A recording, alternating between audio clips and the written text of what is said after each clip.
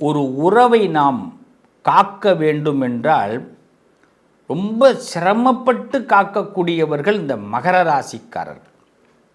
Sir, நான் நினைக்கிற மாதிரி என் உறவு இல்லை சார், நான் நினைக்கிற மாதிரி என்கிட்ட அன்பு காட்டுபவர்கள் இல்லை, நான் ஒரு ஃபேமிலி சம்மந்தமாகவோ வேலை சம்மந்தமாகவோ தொழில் சம்மந்தமாகவோ நான் ஒரு முடிவு எடுக்கிறேன்னா அதுக்கு மாறுபட்ட கருத்துக்களை என் கூட இருக்கிறவங்க அழகாக சொல்கிறாங்க. நிறைய நேரங்களில் நான் ஓய்வு பெறணும்னு நினச்சாலே என் குடும்பத்தில் உள்ளவங்க எனக்கு சாதகமாக இருக்க மாட்டாங்க. அதனால தான் ஓய்வு அறியா உழைப்பாளிகள்னு மகரத்தை நான் பல இடத்துல சொல்லுவேன். ஆனால் அதில் கடவுள் ஒரு ட்விஸ்ட் வைப்பார். எப்படின்னா, நீங்கள் ரொம்ப ரிஸ்க் எடுத்து உழைக்க வேண்டாம், நீங்கள் ரொம்ப ரிஸ்க் எடுக்க வேண்டிய அவசியம் இல்லை. எளிமையாகவே மகர ராசிக்காரர்கள் ஒரு பிளான் போட்டிங்கனாலே உங்களுக்கு அது சாதகமாக இருக்கும்.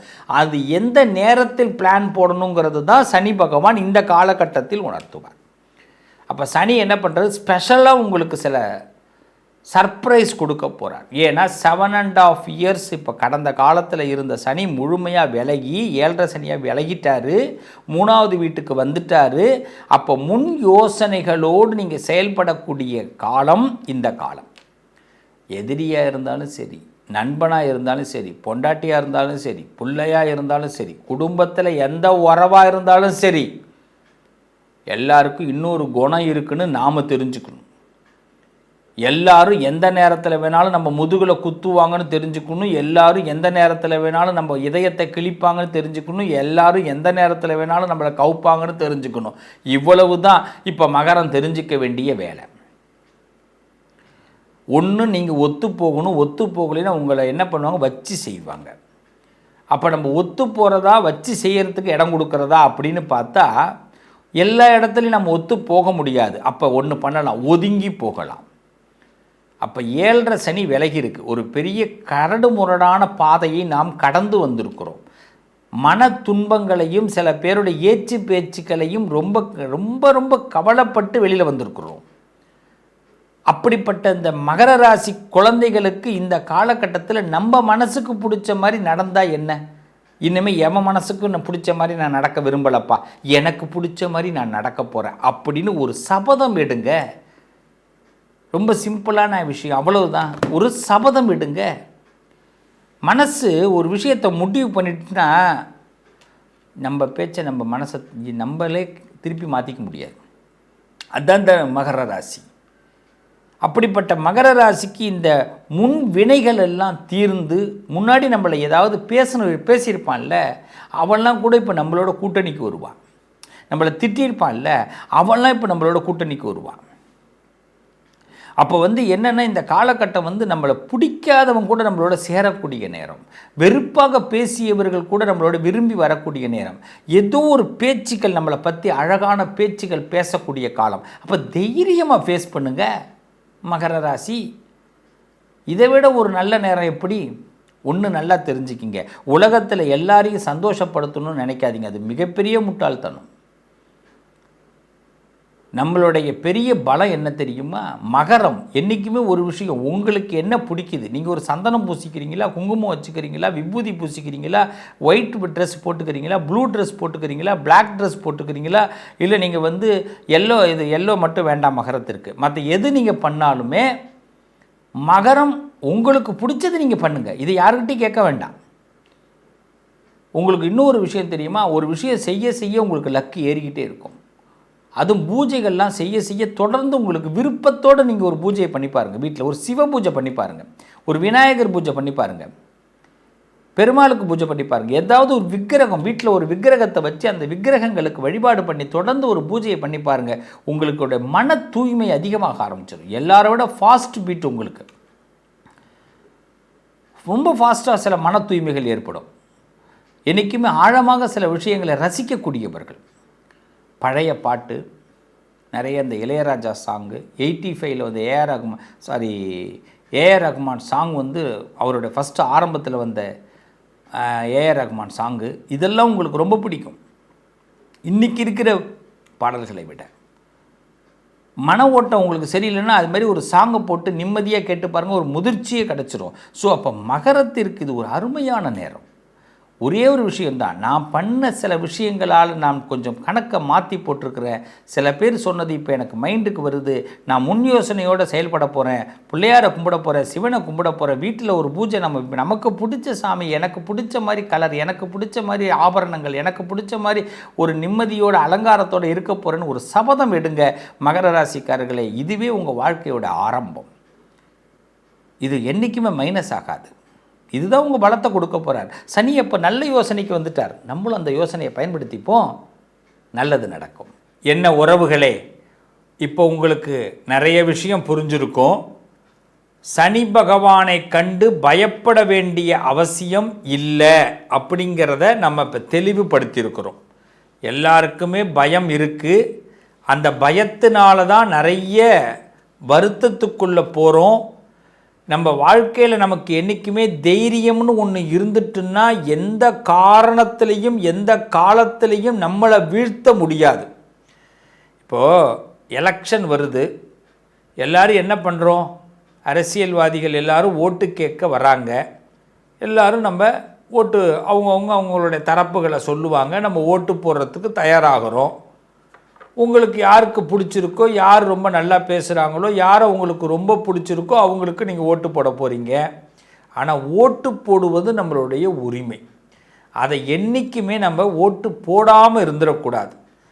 ஒரு ஓட்டை கூட வீணாக்காமல் யாருக்காவது கண்டிப்பாக ஓட்டு போட்டுடணும். ஓட்டு போடாமல் இருந்துடக்கூடாது. அதுதான் நம்ம சர்க்காருக்கு நாம் செய்கிற கடமை.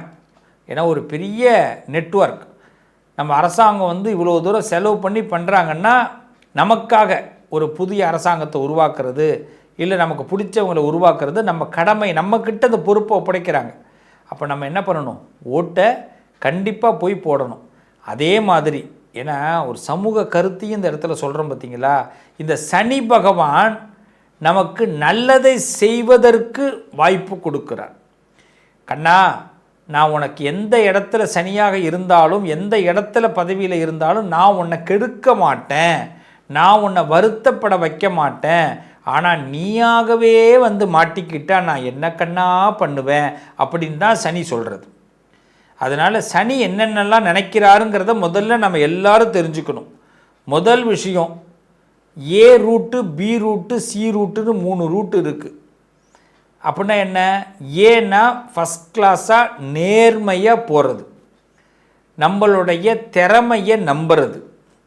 என்கிட்ட ஆண்டவன் ஒரு திறமை கொடுத்துருக்குறான், அந்த திறமையை நான் பயன்படுத்திக்க போகிறேன், அந்த திறமையை இந்த நேரத்தில் நான் ஆரம்பித்தேன்னா சக்ஸஸ் ஆகும், அதற்காக தான் இந்த சிவஸ்ரீ இந்த பதிவை எனக்கு போடுறாருன்னு நீங்கள் நம்பிட்டீங்கன்னா நீங்கள் தைரியமாக ஆரம்பிக்கலாம். உங்கள் திறமைக்கு மரியாதை கொடுக்குற நேரம், திறமைக்கு வருமானம் கிடைக்கிற நேரம். இதை சனி செய்வார். திறமையை நம்பி இறங்கினா சனி செய்வார். ரெண்டாவது, நாம் யாரையும் நிந்தனை செய்யக்கூடாது. யாரையுமே நாம் என்ன பண்ணக்கூடாது? சொல்லுவாங்க துச்சமாக அவங்கள இவங்கெல்லாம் என்ன சார், இவங்கெல்லாம் யார் அப்படின்னு. எல்லார்கிட்டையும் ஒரு திறமை இருக்கும், எல்லார்கிட்டையும் ஒரு நல்லது இருக்கும். இந்த உலகத்தில் யாரையுமே நீங்கள் பகையாக பார்க்காதீங்க. ஒருத்தனோட புத்தி அது.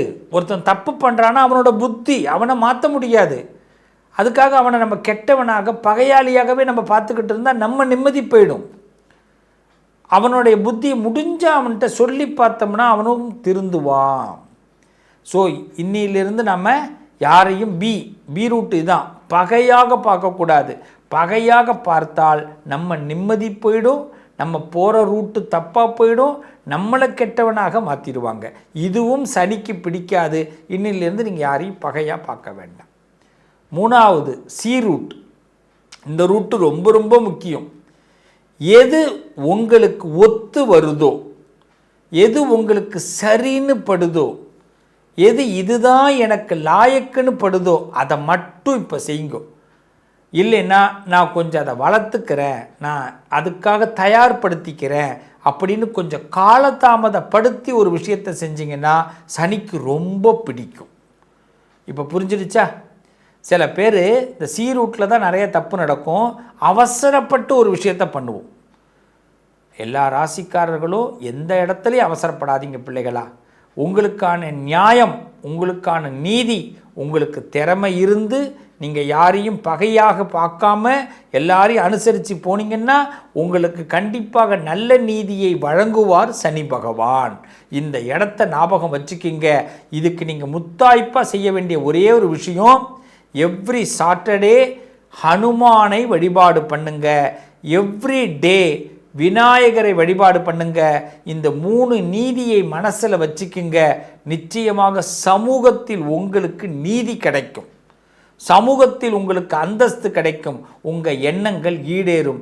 சனி கெடுக்கக்கூடிய கிரகம் இல்லை, கொடுக்கக்கூடிய கிரகம். எண்ணத்தில் நல்லதை விதைப்போம், நல்லது நடக்கும்.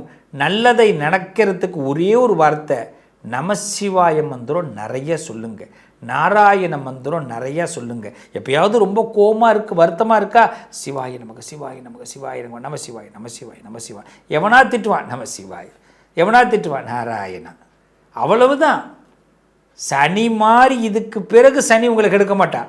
நம்பி பாருங்க, நல்லது நடக்கும். மீண்டும் உங்களை அடுத்த பதிவில் சந்திக்கிறேன். உங்கள் அதிர்ஷ்டத்திற்கான தீர்வு: கல்வி, பதவி, யோகம், தொழில் வளர்ச்சி பெருக. ஜாதகம், வாஸ்து, திருமண பொருத்தம் பார்க்கவும், பிரசன்னம் கேட்கவும். Positive lion doctor Sivasri Manikanda Sivam. தொடர்பு கொள்ள வேண்டிய வாட்ஸ்அப் எண் 7904137178.